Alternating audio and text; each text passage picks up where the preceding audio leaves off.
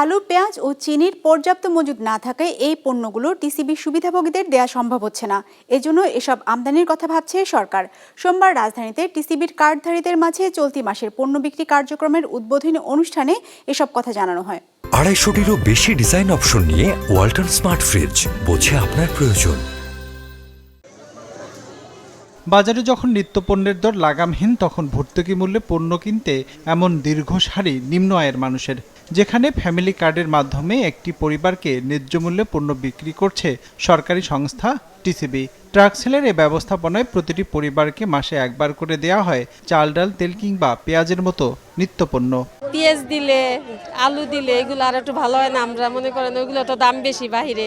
চাল, ডাল, তেল এই তিনটে দেয়, মাঝে মাঝে চিনি দেয়, আর পেঁয়াজ, আলু এগুলো দিলে আরো ভালো হইতো।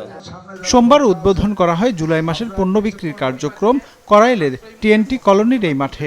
ফ্যামিলি কার্ডের মাধ্যমে প্রথম দিন এখান থেকে পণ্য বিক্রি হয় 850 জন উপকারভোগীর কাছে, যারা 2 লিটার সয়াবিন তেল, 2 কেজি মুসুর ডাল আর 5 কেজি চাল পেয়েছেন 470 টাকায়, বাজার মূল্যের অর্ধেক দরে।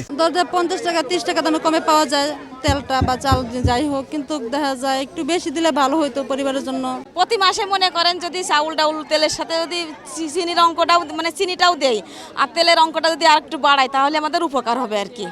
দেশে সার্বিক মূল্যস্ফীতি এখন 9.72%, আর গেল 3 মাস ধরে খাদ্যে তা 10%-এর বেশি। পরিসংখ্যান ব্যুরোর হিসেবে জুন মাসে খাদ্যে মূল্যস্ফীতি দাঁড়িয়েছে 10.42%-এর ঘরে। এমন বাস্তবতায় ন্যায্য মূল্যে আলু, পেঁয়াজ আর চিনির মতো নিত্যপণ্য দেওয়ার দাবি উপকারভোগীদের। আগে তো পেঁয়াজ দিত, সাথে চিনি দিত, ওটা দিলে ভালো হতো আর কি। পেঁয়াজটা তো অনেকদিন ধরে দিচ্ছে না। আমরা চাউল, ডাউল, তেল প্রতি মাসে পাই আসতেছি, এবং বাকি 3টা যে পণ্য, যে চিনি, পেঁয়াজ এবং আলু, এই 3টা পণ্য দিলে আমাদের আরও উপকার হবে। অসুবিধা তো অনেকটাই হচ্ছে, আগে যেমন একটু বেশি পেতাম এখন একটু কম পাচ্ছি, এটাই অসুবিধা। আগে তো ডাল দিত, চিনি দিত। চলতি মাসের পণ্য বিক্রি কার্যক্রমের উদ্বোধন করে বাণিজ্য সচিব জানান, পর্যাপ্ত মজুদ না থাকায় পেঁয়াজ, চিনি দেওয়া সম্ভব হচ্ছে না। এজন্য এসব আমদানির কথা ভাবছে সরকার। কিছু পেঁয়াজ এবং আলু আমরা বাইরে থেকে আনতে পারি কিনা সেটি আমরা বিবেচনা করে দেখছি, পর্যালোচনা করে দেখছি।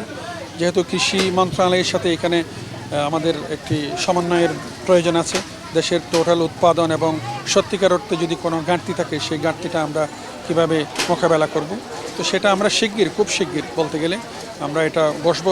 পর্যায়ক্রমে এসব পণ্য টিসিবির স্থায়ী দোকানের মাধ্যমে বিক্রি সম্প্রসারণের কথাও জানানো হয় অনুষ্ঠানে। রঞ্জিবুল মিজান, বিজনেস রিপোর্ট, মাছরাঙা টেলিভিশন।